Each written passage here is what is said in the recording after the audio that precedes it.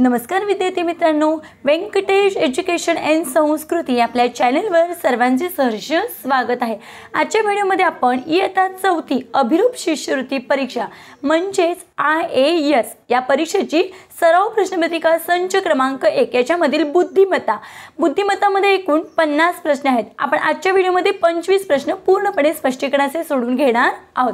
Video सर्वांनी शेवटपर्यंत बघा, कारण यातील प्रत्येक प्रश्न आपल्या परीक्षेच्या दृष्टीने महत्त्वाचा आहे आणि तो आपण स्पष्टीकरणाचे सोडून घेणार आहोत।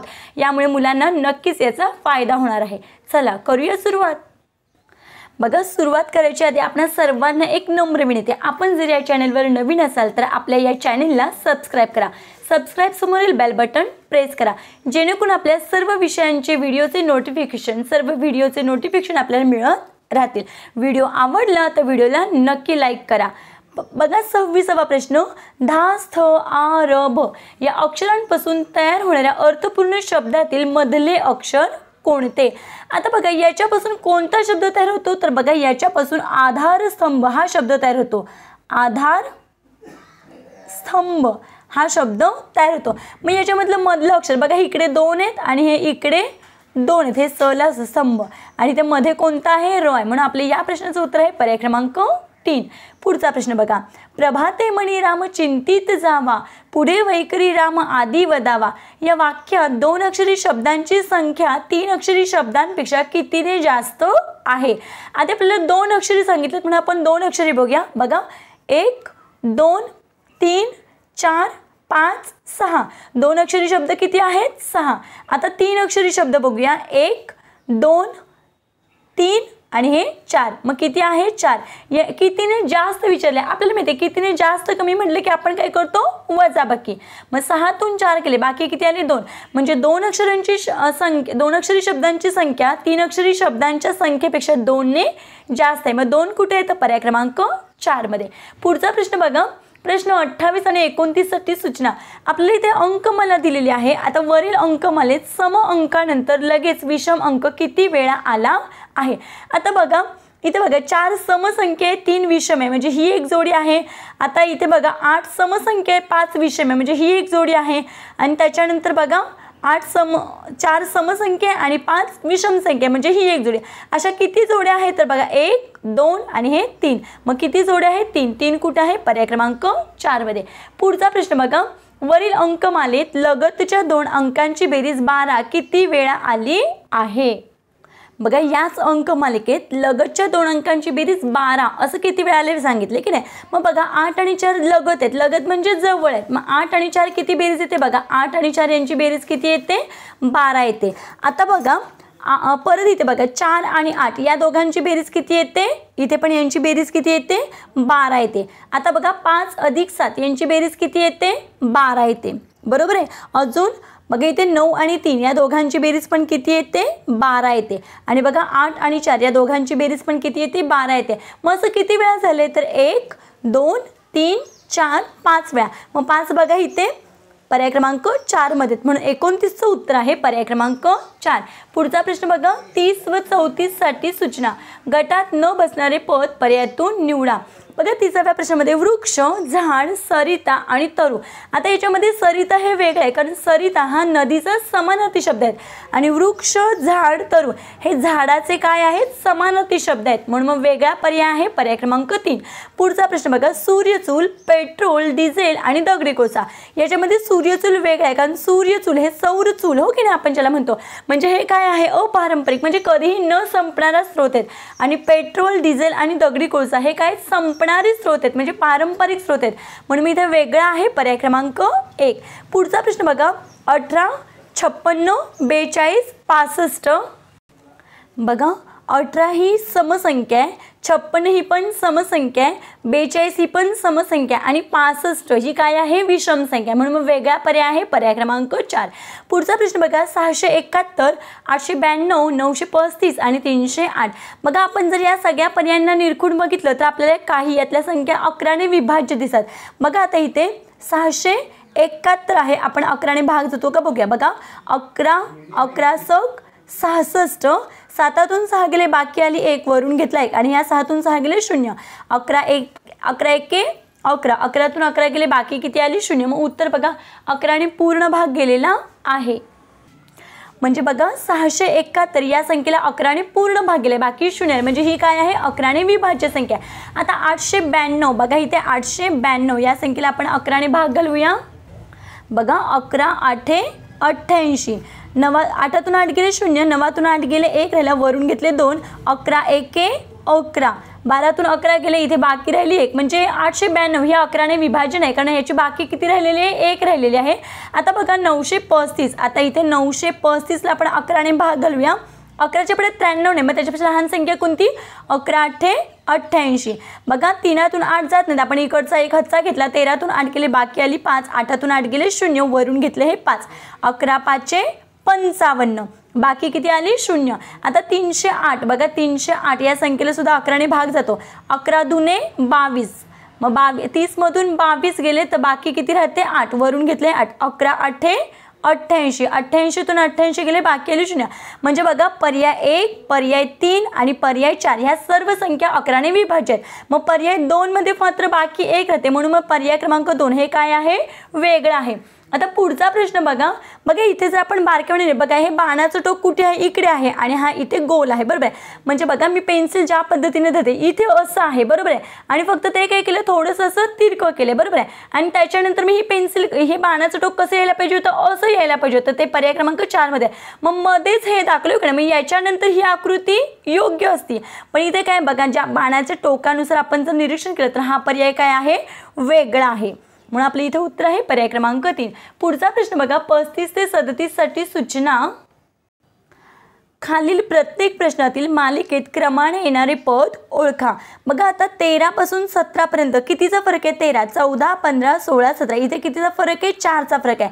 17 पासून 21 पर्यंत जर आपण काउंट केलं इथे पण कितीचा फरक आहे 4चा फरक आहे. 21 ते 25 पर्यंत काउंटिंग केलं तर 4चा फरक आहे. मग 25च्या पुढे सुद्धा 4 बोट आपण काउंट करूया, 25 26 27 28 29, मग इथे किती येते 29, 29 पर्याय क्रमांक 3 मध्ये.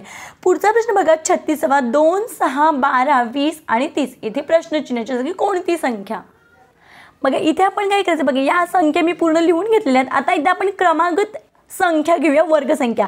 पहिली वर्गसंख्या कोणती आहे 1 आहे, बरोबर आहे. मग 1चा वर्ग अधिक तीच संख्या, बरोबर आहे. मग 1चा वर्ग किती आहे 1 आहे आणि 1 अधिक 1 बरोबर किती 2, बरोबर आहे. आता इथे बघा 1च्या नंतर कोणती संख्या 2, 2चा वर्ग आणि तीच संख्या, मग 2चा वर्ग किती आहे 4 आणि अधिक 2 बरोबर किती 6. आता 2च्या नंतर 3चा वर्ग आणि ही संख्या म्हणजे क्रमागत येणारी संख्या 3, मग 3चा वर्ग आहे 9, 9 अधिक 3, मग 9 अधिक 3 बरोबर किती 12. आता 3च्या नंतर क्रमागत येणारी संख्या कोणती आहे 4, 4चा वर्ग आणि ती स्वतः संख्या 4, मग 4चा वर्ग आहे 16, 16 अधिक 4 बरोबर किती इथे 20. आता 4च्या नंतर 5, 5चा वर्ग अधिक ती संख्या 5चा वर्ग आहे 25, 25 अधिक 5 बरोबर किती 30. मग आता 5च्या नंतर कोणती संख्या 6, मग 6चा वर्ग आणि ती संख्या, मग 6चा वर्ग आहे 6 6 36, 36 अधिक 6 मग 36, बघा 6 आणि 6 12, हा चला 1 3 आणि 1 3 आणि 1 किती 4, म्हणजे इथे किती येते संख्या 42. मग बघा इथे 42 पर्याय क्रमांक 2 मध्ये आहे. पुढचा प्रश्न बघूया आपण. बघा इथे त्रिकोण आहे, चौकोन गुणिले चिन्ह अधिक आणि इथे स्टार आहे, बरोबर आहे, म्हणजे हे फुली आहे. आता इथे काय केले बघा इथे जे त्रिकोण पहिल्यांदा आहे तो इथे कुठे गेलाय शेवटला गेलाय.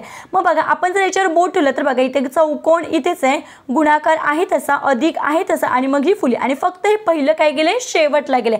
मग त्याच पद्धतीने इथे बघा हे चौकोन होता तो शेवटला गेले, बाकी सगळं आहे तर बघा इथे बोट ठेवलं आहे त्याच क्रमाने आहे, फक्त पहिली आकृती आहे ती काय केले पहिलं चिन्ह मागे केले.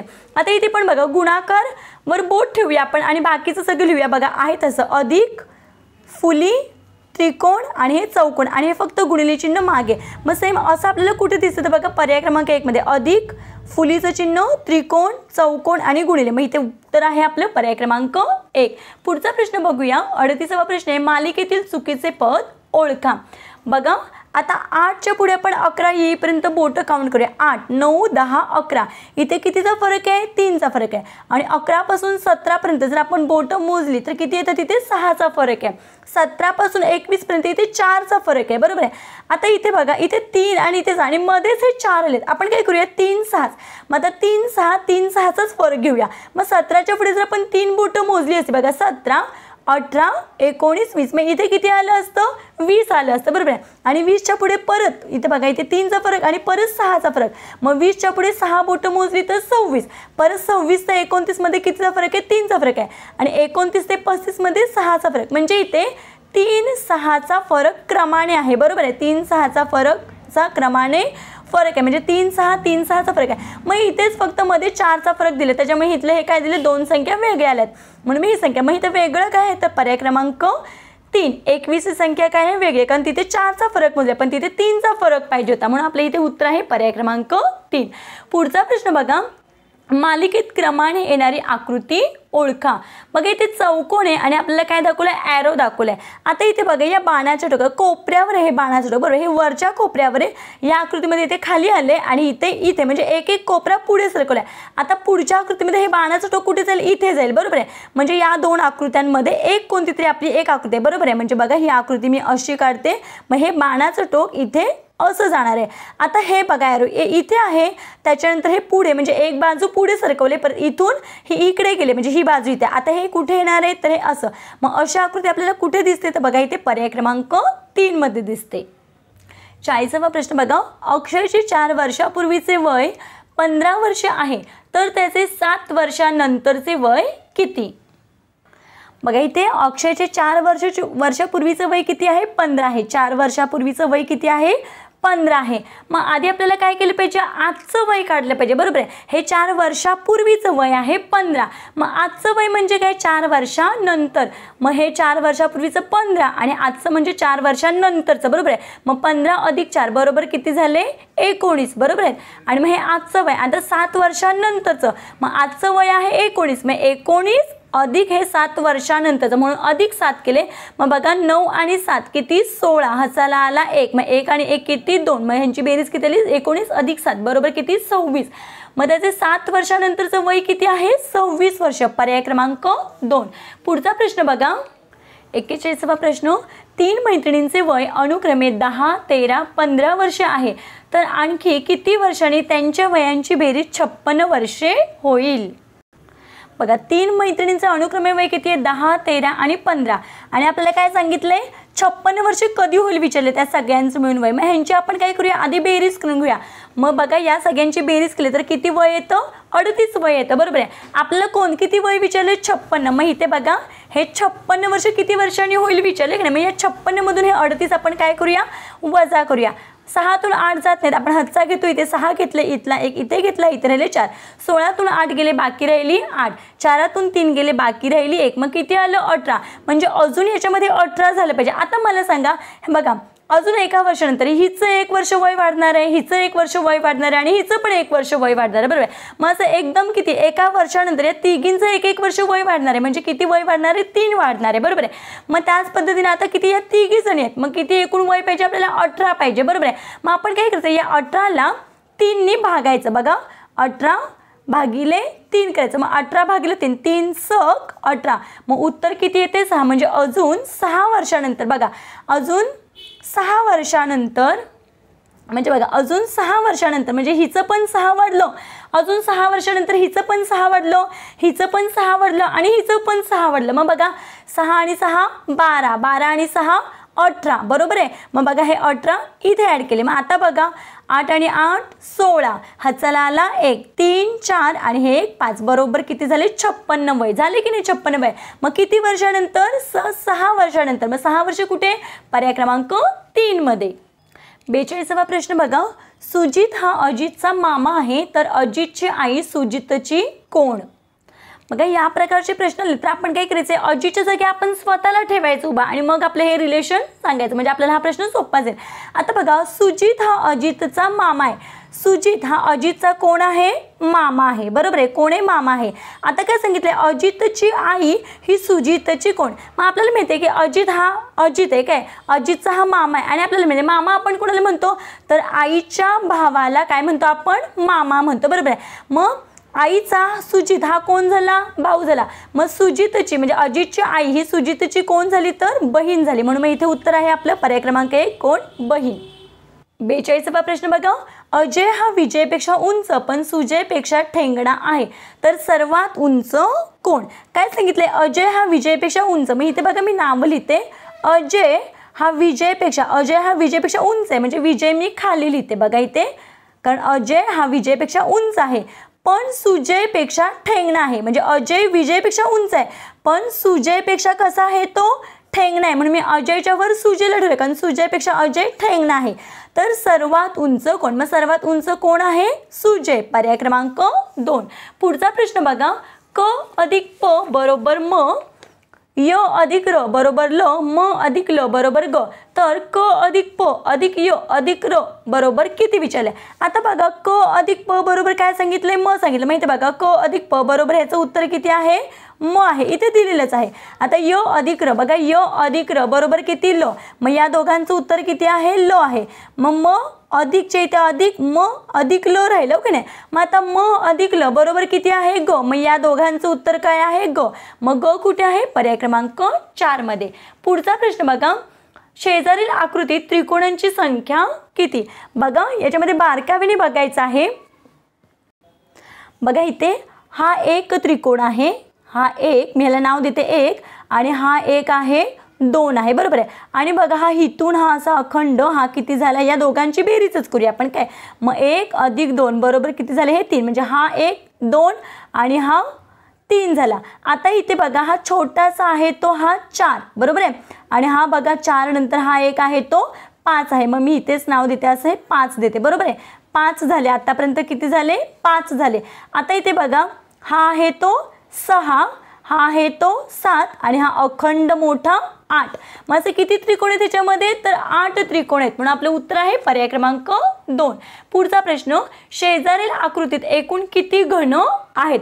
बघा आता आपल्याला माहिती आहे, बघा आपण हे ठोकळे मोजूया बरं का. 1 2 3 4 आणि बघा हा एक अखंड ठोकळा आहे. बरोबर आहे, हो की नाही. आणि इकडे पण हा 1 आहे, म्हणजे 1 1 आणि 2, म्हणजे बघा हे आता फक्त म्हणजे अशा बघा हे 1 आणि असे फक्त 2च पदर आहेत. बरोबर, म्हणजे 2च आहेत इकडे असे ठेवलेले, खाली 2 ठेवलेत आणि हे असे किती आहेत बघा, 1 2 3 4. मग आता काय करायचं आहे, यांना नंबर देऊया. 1 2 3 4 5 6 आणि हे 7.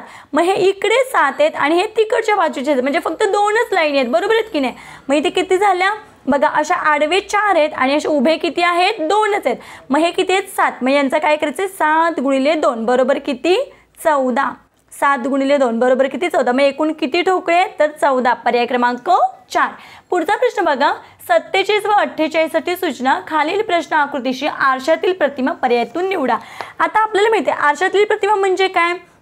बघा आपण जर आरशामध्ये उजवा हात दाखवला वर केला तर आपला डावा हात दिसतो. बरोबर आहे, आणि डावा हात उंच केला तर उजवा हात उंच होतो. म्हणजे आरशातल्या प्रतिमेमध्ये फक्त डावी बाजू उजवीकडे आणि उजवी बाजू डावीकडे होते. आता इथे बघा, इथे हे असं चिन्ह आहे. बरोबर, हे आहे तसं आणि फक्त हे असं चिन्ह आहे. मग हे फक्त उजवीकडे होणार आहे. मग बघा आता बघा ह्या 2च उजवीकडे आकृती आहेत. बरोबर आहे. आता त्यातली बघा इथे बघा, इथे असं आहे का, नाही आहे. म्हणजे ही आकृती सेम अशी आहे, म्हणजे ही बाजू फक्त इकडे झाली आणि हे जे असं होतं ते इकडे. म्हणून मी इथे या प्रश्नाचं आपलं उत्तर आहे पर्याय क्रमांक 2. आता बघा हा प्रश्न सोपा होता म्हणून आपण काढलं, लगेच काढलं, डावं उजवीकडे केले. बरोबर आहे. आता हा 48वा प्रश्न बघा, इथे मदत हा शब्द दिले. मग मदत हा शब्द आपण असं काही करत बसणार का नाही. मग एक सोपी पद्धत सांगते, बघूया. बघा इथे आपण अशी जी प्रश्न आकृती दिली तशी मी इथे काढून घेतले, जरा मी ठळकच काढले. आता इथे आपण अशी काढायची आणि काय करायचे, फक्त हा कच्च्या कागदावर जी दिलेली प्रश्न आकृती ती काढायची आणि फक्त हा कागद काय करायचं, उलटा करायचा, म्हणजे फक्त पान पलटायचं आहे. आता बघा सेम अशी आकृती जी दिसते त्याच्यावर फक्त काय करायचं आहे, गिरवायचं आहे. बघा या पद्धतीनं आता जी अक्षरं जशी दिसत आहेत तसं गिरवायचं. बघा हे त आणि हे द आणि म हा असा दिसतोय. मग सेम अशा आकृती आपल्याला कुठे दिसते तर बघा बरं. बघा पर्याय क्रमांक 4 मध्ये बघा सेम असंच दिसते बघा. इथे आपण जवळ घेऊया.